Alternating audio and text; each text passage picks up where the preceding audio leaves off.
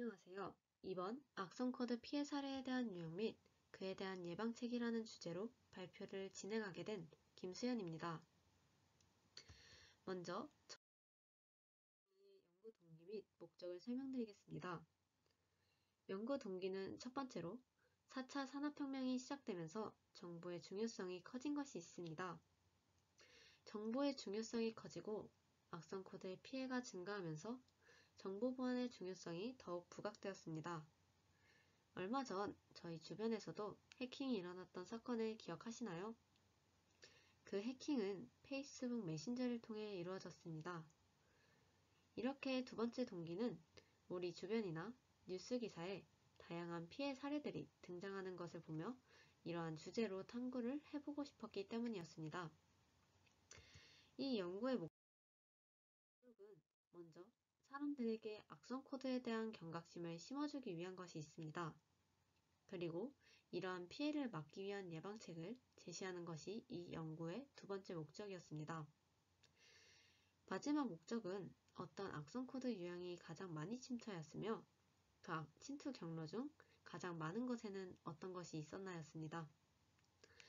이를 통해 가장 많이 침투하는 악성 코드 유형과 이러한 악성 코드의 감염 경로 중 가장 많은 것은 무엇인지에 대한 것이 저희의 소주제였습니다.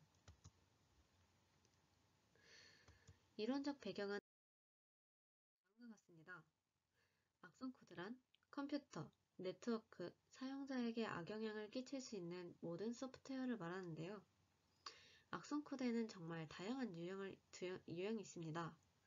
다는 아니지만 저희의 연구와 연관이 깊은 세 가지 종류의 악성 코드만 소개해드리도록 하겠습니다. 먼저 랜섬웨어란 사용자의 정보에 잠금을 걸고 돈을 요구하는 악성 코드인데요. 이 악성 코드는 최악의 악성 코드라고도 불립니다.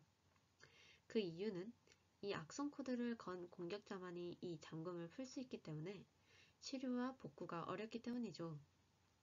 다음으로 트로이 목마인데요. 여러분, 그리스 로마 신화 중 헬레네를 납치한 파리스의 이야기를 아시나요? 이 이야기에서 헬레네의 남편인 메넬라오스가 헬레네를 되찾기 위해 전쟁을 일으켰을 때 승리를 위해 사용한 방법이 바로 이 트로이 목마입니다. 겉보기에는 정상적인 것처럼 보이지만 막상 실행하면 감염되는 이 악성 코드는 그 신화에서 사용된 트로이 목마와 감염시키는 방법이 같아서 이름이 붙여지게 되었습니다. 마지막으로 스파이웨어는 사용자의 정보를 비밀리에 수집해 제3자에게 보내는 악성 코드입니다. 다음으로는 저희의 연구 과정입니다. 저희의 조작 변이으로는 악성 코드 유형 및 감염 경로가 있고 통제 변이는 2019년도부터 2020년도까지의 기간입니다. 종속 변이으로는 가장 많은 악성 코드 유형 및 감염 경로가 되겠습니다. 저희의 연구 과정을 말씀드리자면 여러 신문 기사를 찾아서 악성 코드 유형 및 감염 경로로 분류하여 엑셀에 정리하였습니다. 다음으로는 연구 결과입니다.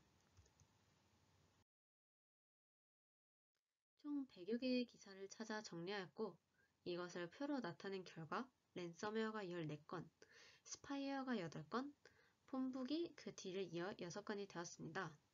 나머지 마이너, 고스트랩, 비다르 등의 다양한 악성 코드도 존재했습니다. 또한 감염 경로는 다음과 같습니다.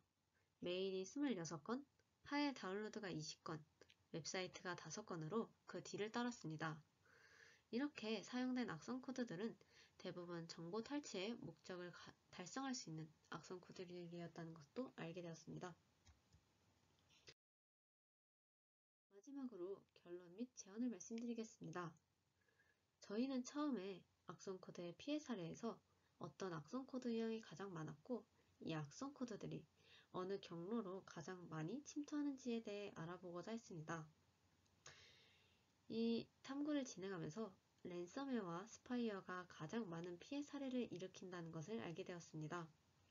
그리고 메일을 통해 가장 많이 퍼지는 것으로 알게 되었습니다. 마지막으로 트로이 목마는 백도어로서 두 가지 이상의 악성 코드를 결합할 때 정상적인 프로그램처럼 보이게 하는 역할을 주로 한다는 것도 알게 되었습니다. 이러한 악성 코드의 피해 사례를 줄이기 위해서는 어떻게 해야 될까요? 먼저, 모르는 주소로 온 메일을 함부로 열지 않는 것이 있습니다. 두 번째로, 불법 사이트에 방문을 자제하며 불법 파일의 다운로드 역시 자제해야 된다는 것이 있습니다. 마지막으로 다양한 기기에 깔린 백신을 주기적으로 업데이트하는 것 역시 중요합니다. 이러한 연구를 통해 제가 다음번에 해보고 싶은 연구는 다양한 악성 코드들의 코드를 읽고 해석하여 그에 대한 방어책을 코드로서 구현하는 것입니다. 지금까지 발표를 들어주셔서 감사합니다.